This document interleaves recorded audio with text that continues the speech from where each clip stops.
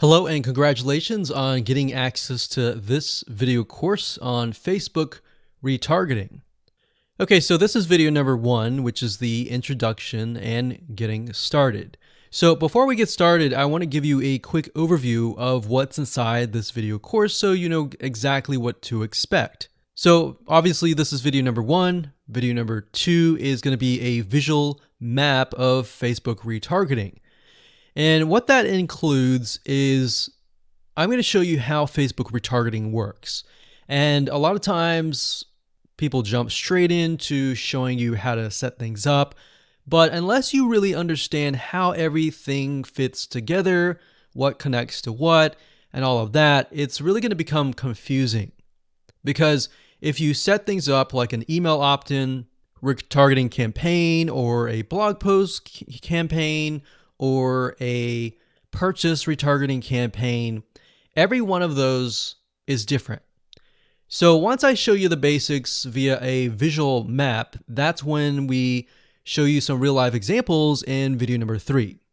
Of course, in video number 4, I'm going to talk about the Facebook Pixel, what it is, why it's important, and how it's used.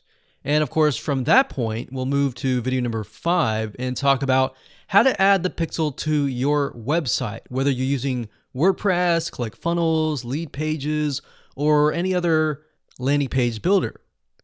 Video number 6 will talk about pixel variables and settings, otherwise known as standard events, such as how do you tell Facebook that somebody has landed on your page, somebody has converted into a lead, somebody has added the product to their shopping cart. Maybe you want to find people who have added things to the cart but have not yet purchased so that you can show an ad to them, remind them that they are interested in that purchase, and perhaps give them some sort of discount as well. Video number 7, we're going to talk about custom audiences, which are essentially lists or segments of people that you have targeted. And when you create your Facebook ad, you can then target that specific custom audience and show that specific ad to that audience. And then of course, in video number 8, we'll have some practical application and show you how to create these custom audiences. And of course, last but not least, video number 9, we'll talk about retargeting campaign setup. All right, so let's talk about mindset, because I'm a big believer of having the right mindset before you get started. I want you to realize that you're not going to make a sale. You're not going to get leads right away just by setting up a Facebook retargeting campaign. Converting visitors really does take time.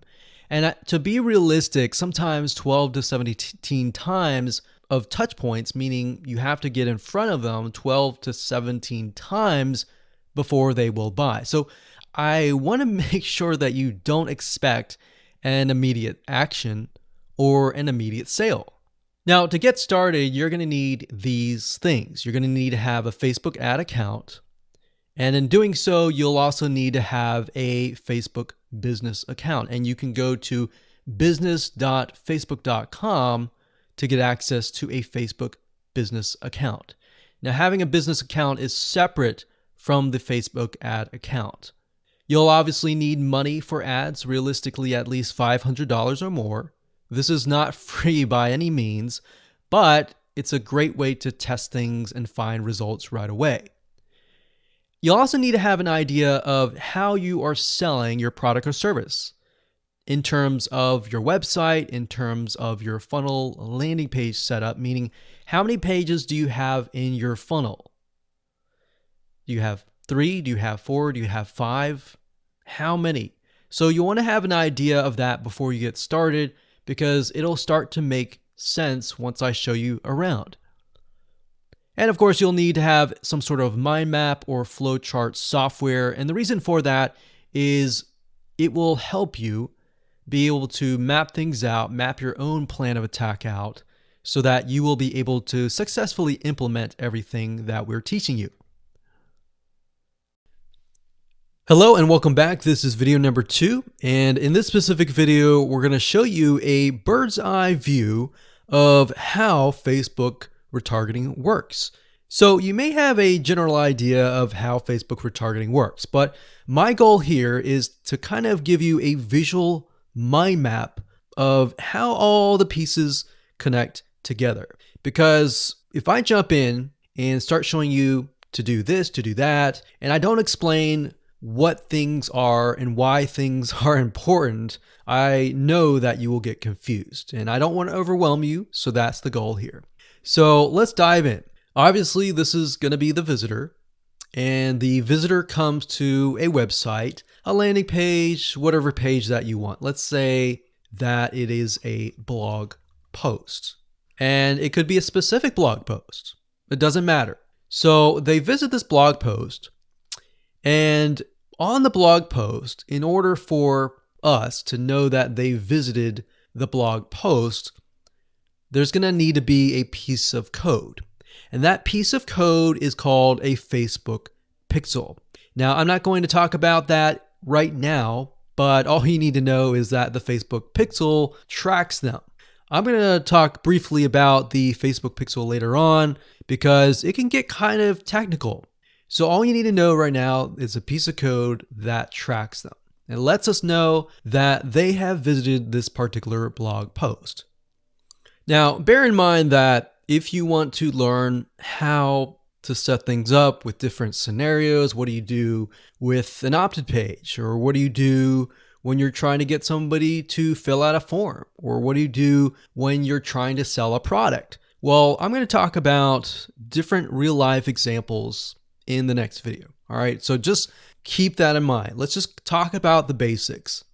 Okay, so from this point, let's say it's a blog post, and maybe in this situation, what we want to do is whenever somebody visits this particular blog post, we want to create an audience specifically for this. All right, so whenever somebody visits here, they are going to have the Facebook pixel there, and then this visitor essentially will be added on this part to a custom audience. All right. And don't worry, we're going to explain all of this later on. Now, this custom audience is going to allow us to say, okay, anybody who visits this page is now added to this audience here. Now, why do you need an audience? Well, you need an audience because when it comes to trying to put ads up, so let's put this up. Let's do a Facebook ad.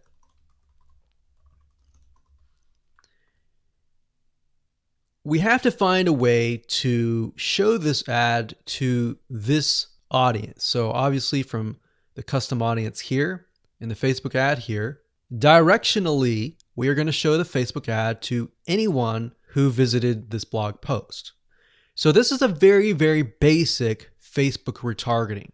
So let me repeat this. Let's do a recap. A visitor comes to the blog post, and this piece of code is just happens to be on this blog post, which will allow us to know, okay, this person visited it and they're segmented into this audience, and therefore we then show them Facebook ads on Facebook to this custom audience. So that is a very, very basic scenario. Now, it can get a little bit more tedious if you add more things like email opt-ins or everything else like that. But I just want to start with the basics. We'll talk about more about real life examples in the next video.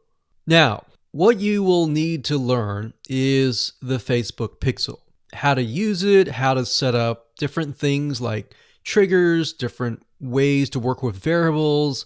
And the Facebook pixel is just more than a piece of code. It can track when somebody visits a page. It can track when somebody buys a product. It can track when somebody opts in. So in other words, if you want to know if a conversion happened, then you will need the Facebook pixel again. So the Facebook pixel is essentially a piece of code that is on your whole website, and based upon where they land, where they convert, it is all recorded. So we'll talk more about that later on, but let's move on to the next video, and I'm going to give you some real life examples and real life scenarios. We're going to show you different mind maps for different scenarios so that you have an idea of kind of how things work. Welcome back. This is video number 3, and as promised, I am going to give you some real live examples of different scenarios so that whether you're trying to build a list, or whether you're trying to sell a product, or whether you're trying to just brand yourself, different scenarios call for different setups and different types of campaigns. So we talked about the blog post earlier, and that's fairly simple. But let's say, for example, that you want to build a list. How do you set things up? All right. What if they don't opt into the list? How are you going to retarget them to get them to sign up for the list?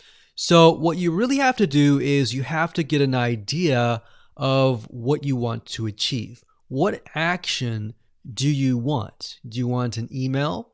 Do you want a sale? Do you just want to brand yourself and expose people to your awesome content? And there are other different scenarios as well. How do you get somebody to fill out a form? So how about we cover those right now? So let's do opt-in list. So let me jot this down so we don't forget. So we're going to cover next. So we covered blog post. We're going to cover email opt-in, a sale, and perhaps a branding. Yeah, blog post is actually branding. So branding. Now you could go further and show them ads of other related content as well. You could do that. But the goal here is to try to keep things simple. All right. We don't want to get too complex, because believe it or not, Facebook ads can get very, very complex. Funnels can grow and be extensive as possible, but let's keep the things simple. So we got a sale. Let's do perhaps a form. So you have to think, what is the intention or the goal? So the goal with an email opt-in is to get an email address. The goal of a sale is to obviously get someone to spend money. So getting somebody to pay. So get someone to buy. And then with the form, you want somebody to fill out the form. Now you also have to think, okay, what happens when somebody completes the email? What then happens? How do you convert? And how do you track that conversion so you don't show a Facebook ad to somebody who has bought, right? So it's kind of an if, then, else. If this happens, then this happens. If this doesn't happen, then this happens, right? So let me explain. Let's do an email opt-in. All right, somebody comes to a landing page.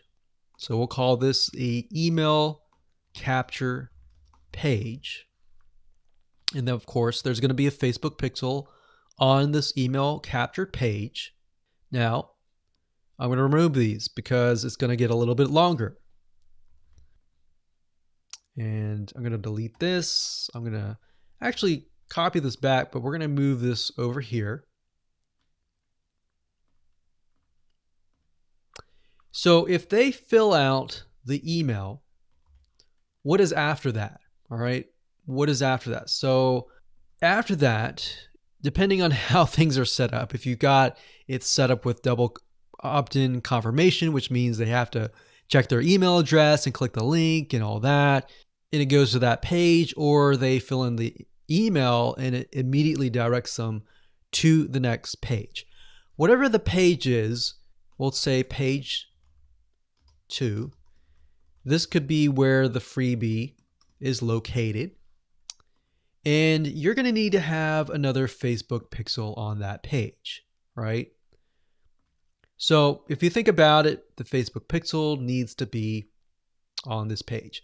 Now, the only reason why we would want to show a Facebook ad is if they came to the email capture page, but they did not give us their email, right? In other words, if they did not fulfill the action, then you need to show a Facebook ad. If they did fulfill the action, you don't need to show the Facebook ad, unless, of course, you're selling a product. But like I said, let's keep it simple. So from this point, they either give us the email and then they land on this page. And this Facebook pixel will need to, we'll call it a conversion, and it will need to let us know if it actually converted. Now, if they did not, so we'll put over here,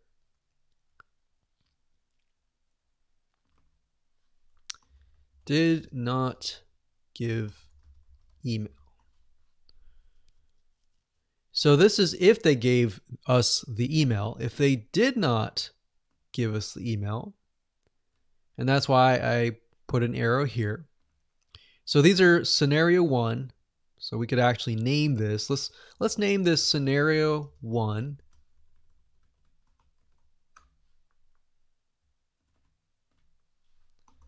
In scenario 2. And obviously scenario 2 doesn't have a page or anything. It's just merely they exited this specific page. If that's the case, we want to retarget them, right? So we are going to say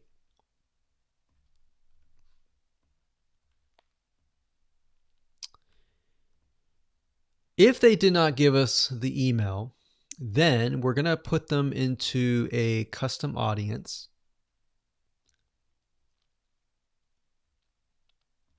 So in certain respects, what it's going to do is if somebody visited this page, but they did not visit this page, then we put them in a custom audience. If they visited this page and this page, then we do not retarget them. Now, it's going to be a little bit more easier to understand when I visually show it to you. But I just want to give you a bird's eye view here. So at this point, they did not give us the email, so therefore we add them to custom audience, and then we show them a Facebook ad.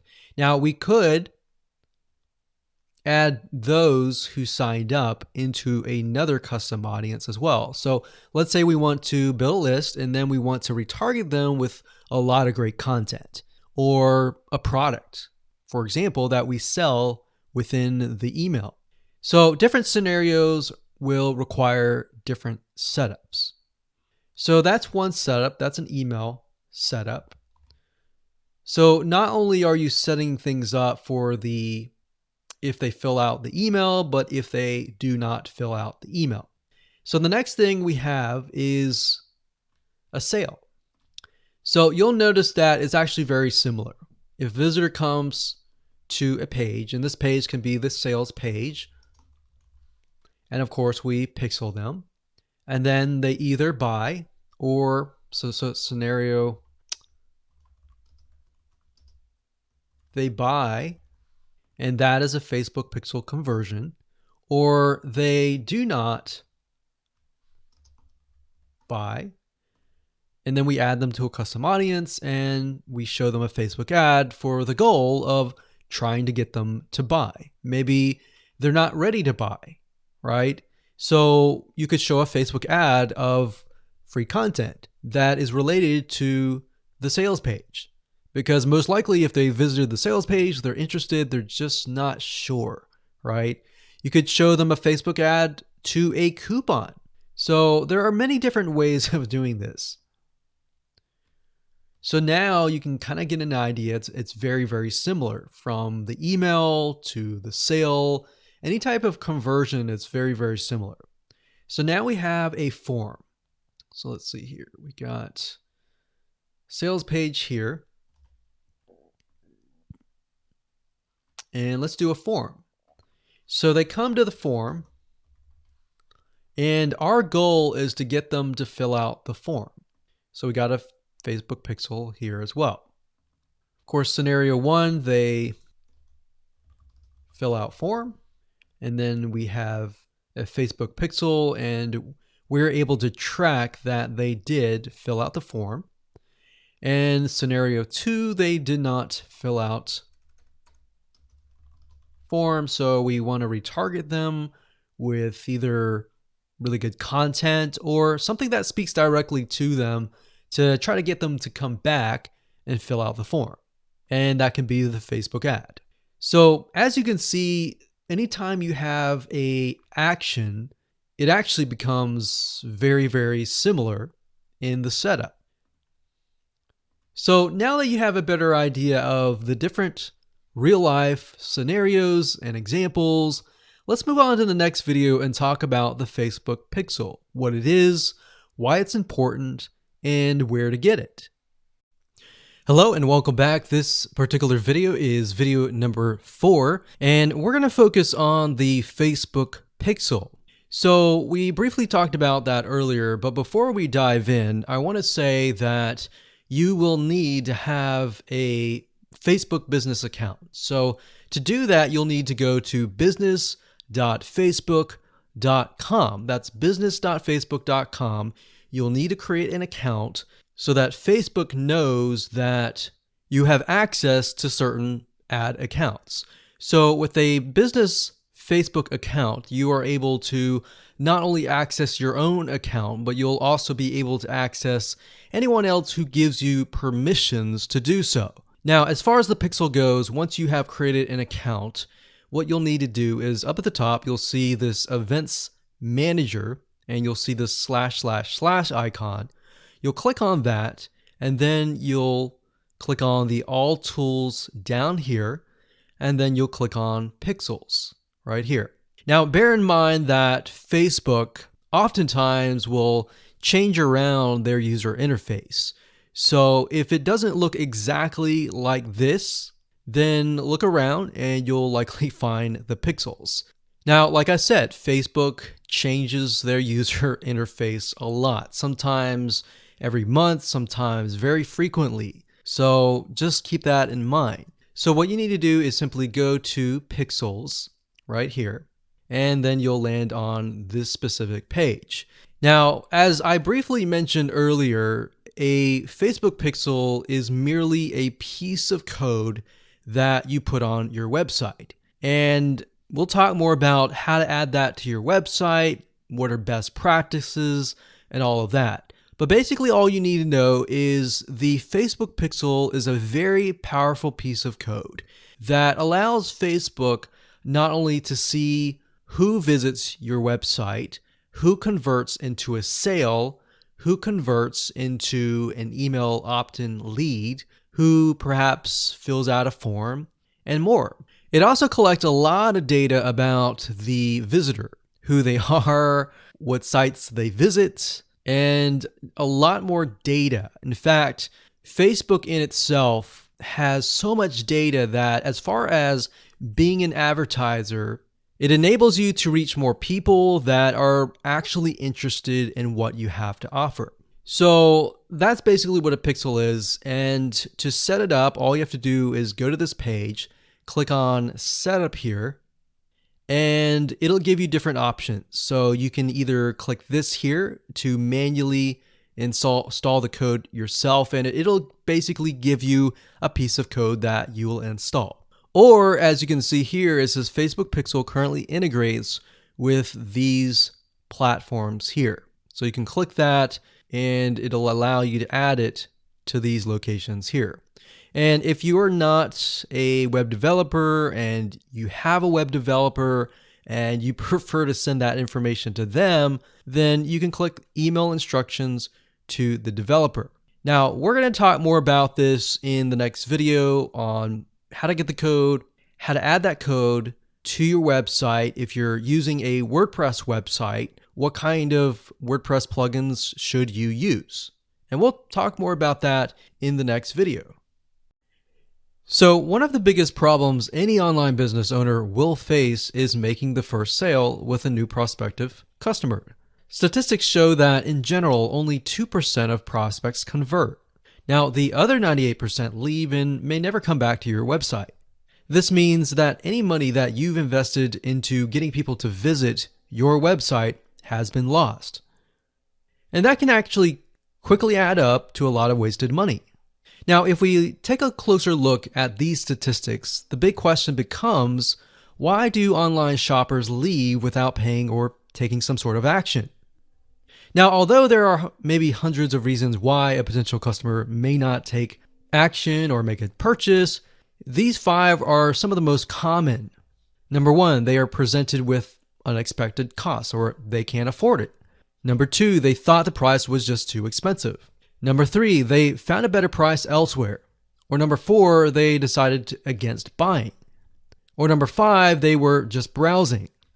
You see, with such a high percentage of people leaving your site, each of course with their own reasoning, is there any way to get them back to your site without having to reinvest a ton of more money into getting new clients? The answer is yes. And this is what we call retargeting. Facebook retargeting marketing is gaining more and more popularity with website owners. And here's why. I'm sure you've run into retargeting ads that are targeted towards yourself. And let me explain how they work. Imagine if you go to google.com and you type in a specific item that you're looking to buy, say barbecue grills. Let's say this barbecue grill website owner sets up a Facebook retargeting campaign. You're interested, but you don't buy at the very moment. Maybe it's because you're busy, maybe because the price is too high, maybe whatever reason it is, you leave. Then you happen to go to facebook.com and see ads related to the site that you've just visited. You're intrigued and you come back and buy or take a specific action. You see, in this case, the retargeting ads sealed the deal that you would ultimately buy from them. If you're still not convinced of the power of retargeting, then here's a specific statistic. You see, according to ComScore study, retargeting ads led to about 1,046 increase in branded search and about 726 lift in site visitation after about 4 weeks of retargeted ad exposure. That's a huge amount of people that otherwise would likely never come back to your website or your landing page. Now, the best news about this is that you can do it for your own website. So I'd like to introduce you to a 9-part video course that shows you how to do this step by step. So in other words, while 2% of your prospects may convert after viewing the website initially, the other 98% who may leave may never come back. So this video course is all about how to professionally use Facebook retargeting marketing to bring back about 98% and convert window shoppers into buyers. So I'm going to show you how to properly set this up and use the power of retargeting on the Facebook.com platform. Now, here's a quick overview of what's inside this video course. Video number 1 is the introduction. We'll give you a quick overview of the course. We'll talk about how to get in the right mindset so that you start off strong. And then we talk about what tools and what things you'll need to have in hand to get started. Video number 2 is a visual mind map of the Facebook retargeting process. Before we jump in and show you how to set things up step by step, it's really good to get a bird's eye view or a general view of everything at once. So this is what this video covers. Video number 3 will talk about the visual mind map of real life scenarios. By giving you some real life scenarios or real life examples, what this does is it enables your mind to start moving, start jogging with ideas so that you can pick and choose which one you want to go with, and that you begin to understand the whole process of Facebook retargeting. Number 4, we'll talk about the Facebook Pixel, what it is, why it's important, and how you can use it. Video number 5, we'll talk about adding the Pixel to your website, whether you're using WordPress or ClickFunnels, Lead Pages, or any other landing page builder. Video number 6, we'll talk about Pixel variables and settings, otherwise known as standard events. Video number 7, we'll talk about custom audiences, and of course how to create custom audiences in video number 8. And of course, last but not least, video number 9, we'll talk about retargeting campaign setup. So we're going to take everything that you've learned up until this point and set up a campaign to show you how to implement and embed the custom audiences within that retargeting campaign. So if you're interested in how to create your own highly successful Facebook retargeting campaign, with that said, everything you need to know is right here inside this video course. Hello and welcome back. This is video number 6, and we're going to dive into the Facebook Pixel and talk about the different variables and settings, which according to Facebook is also known as standard events. Basically, all that means is that you're going to have a different code or different keyword for different scenarios. So we're taking a look right now at a standard Facebook pixel. Now I've blurred out or put X's in the area of my Facebook pixel ID. So you know that this is going to be your Facebook pixel ID. Now, if you go to facebook.com and you look for their standard events, you're going to see a list of different event codes. So you can see add to cart.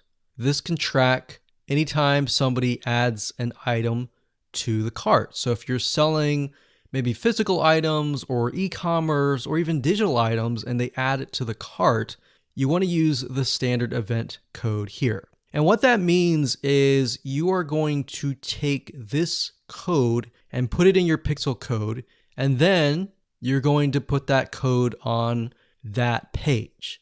You have another one called add payment info. This tracks when the payment information is added in the checkout flow. So you're going to add that to that specific page. Now, some of these will relate to you, some of them will not. So you can see complete registration.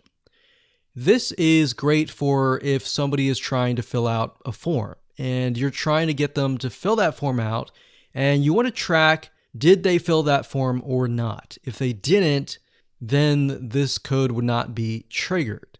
If they did, then of course they would land on the page after they fill out the form, and you would put that code on that page. We can see contact, which is if they went to a contact page and they contacted you, you could put that on the code and on that specific page. So as you can see, there are tons and tons of different standard events that relate to different actions. So we have donate, we have find location, we have initiate checkout, we have lead. Lead is whenever somebody signs up on your email list. Or they could be a form submission. They could sign up for a trial. They could land on a specific page where you would deem them to be a lead. And you would use that code right here. And then we have purchase. They also have a code for that and a value. So if you're using USD in the United States of America, and you would put the number here. So if it was $47, you would put 47.00 USD. If you were not using USD and you were using your own country's money symbol here, it could be Canadian, it could be AUS for Australia, you could put that here. And then we have schedule, we have search, we have start trial, we have submit application, we have subscribe, we have view content. So view content could simply mean they're viewing a special piece of content. So it could be something like the blog post, right? So we could send them to the blog post. You would make sure that the pixel code has this specific code in it. So why don't we go back to the pixel code and let me show you what you need to do. So let's say, for example, view content. So you're going to highlight this, click copy, and then you're going to go back to the pixel code here. And the only item that you want to change is this item here. So where it says FBQ, parentheses, track, comma, page view, we're going to remove that and then we're going to put that here. So in this case, it's view content and page view is going to be removed. So what we're going to do now is we're going to take this code and put it on the special piece of content page where we want to track it. Now, if it's a lead, we simply remove this and type lead. Now, when you run your Facebook ad campaign, what's going to happen is in the campaign, you'll see these keywords. So you can also put your own keyword as well. And it's going to tell you the keywords, how many people visited it, and all that. And you yourself will know, okay, so this many people out of 100 people came, 10 people, 10% became a lead. So you'll see leads 10. And that will give you an idea of what is actually converting. So let's do something else. Let's go back up here and let's do purchase. So we're going to copy this. we're going to go back here. And instead of a lead, we're going to copy and paste this here. It says track purchase value. Let's say it's $47, and that's all you need to do. And you're going to need to take this piece of code and put it on the page that they see after they purchase. So whatever page that they are sent to or redirected to immediately, you need to put that piece of code on that page. Now, let's say, for example, that we have a funnel and the funnel is an opt-in page. So in that case, the opt-in page is going to have a pixel code, and the track will be something like this.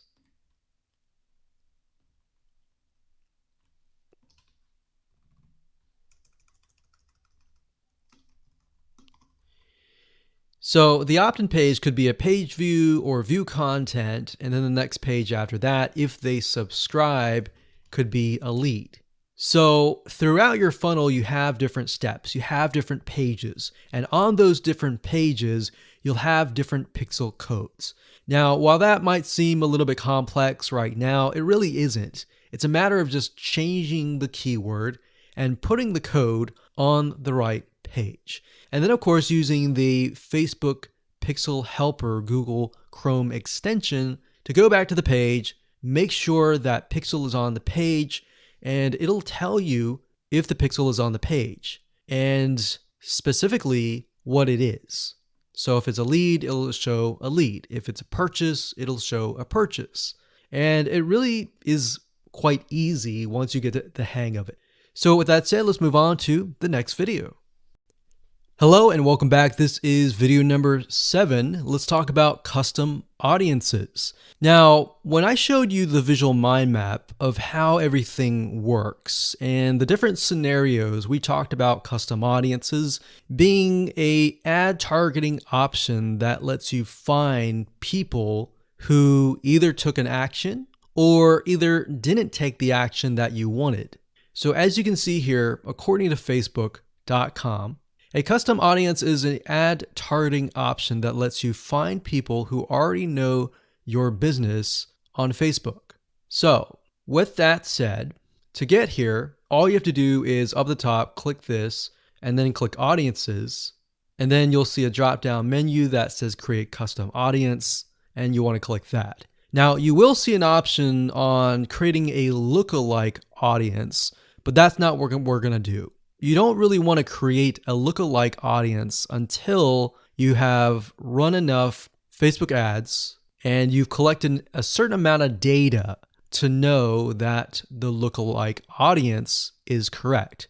So what is a lookalike audience? A lookalike audience, according to Facebook, is, let's say we run 1,000 people to an opt-in page. And out of 1,000 people, we have about 100 people who opt in. Now, out of the 100 people that opt in, we want to figure and reach similar people based on the 100 people that converted. So what you can do is you can create a lookalike audience with Facebook. And what Facebook will do is it'll go out into the database and find people that are very similar to the people that have opted in. Now, that is super powerful. No other platform can do that. So what you're really doing is you're tapping into Facebook's database according to the data that you have found and comparing and finding people that are similar. You could do that with a purchase. Maybe you have 1,000 people that visited a sales page. And out of those people, we have eventually 100 people that buy. So we want to find 100 people that are similar. So that's what a lookalike audience is. Now, what we want to do in this specific retargeting campaign is to create a custom audience. So these are the different custom audiences that you can create. Now, I'm not going to talk about how to create one just yet. We'll talk more about that in the next video. But as you can see here, as far as custom audiences go, you can find, let's say, for example, an email list of your customers or your subscribers and upload them here. and then you can retarget them. So maybe somebody opted in for a freebie. You could upload that here and you can retarget them and try to get them to purchase a product that might be similar to what they signed up for. So even though they fulfill the action of signing up and giving you their email address, you can still retarget them. They're still potential buyers. Website traffic, you can create a custom audience based upon people who visit your website. So we could say anybody who visits our opt-in page or anybody who visits our blog posts, we want to retarget them. It doesn't have to be that. It can be people who opted in and who saw the next page. Or maybe they clicked a button and they saw a next page. It doesn't matter what page it is. You can do any page that you want. As long as the Facebook pixel is on it, you can track it, you can create a custom audience. Now, app activity is something that most of you will likely not use. You can create a list of people who launched your app or your game or took a specific action. Offline activity, you can create a list of people who interacted with your business, your in-store business by phone, by offline channels, and all that. For engagement, you can create a list of people who engage with your content on Facebook or Instagram. Now, most of you are going to use the customer file or the website traffic.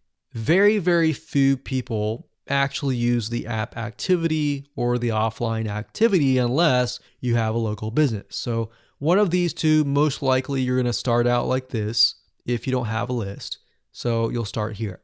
So now that you understand the different types of custom audiences that you can create, without overwhelming you, let's move on to the next video and we'll talk about how to create the custom audiences correctly. Hello and welcome back. This is video number 8 and we're going to talk about creating a custom audience. Now, it's really not hard. I'm going to show you step by step what you need to do and we'll give you some recommended criteria to get started. So like I said, most of you are going to use the website traffic custom audience. So I went ahead and just clicked on that one and you're going to see this here. Now, Facebook might change the user interface, but the majority of the time it's pretty much the same. So it says include people who meet any of the following criteria. Now you can change the any to all if you want. So we could say anybody who visits the initial page, any page, or let's say, for example, the blog posts. If somebody visits the blog post or another blog post, let's say we have 3 different blog posts, then we can say anybody who visits any of these 3 blog posts, let's retarget them. Let's put them in a custom audience. So if it's any, you could say all website visitors in the last 30 days. So it's all website visitors or people who visited a specific web page or they spend a certain amount of time on your website.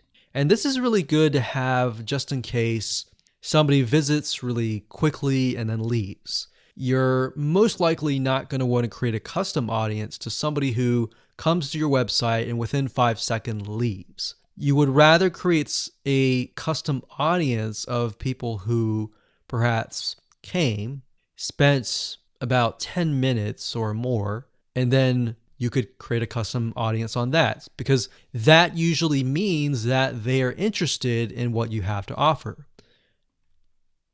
So you could do that. You could do, specific events like page view, general event, view content, or purchase.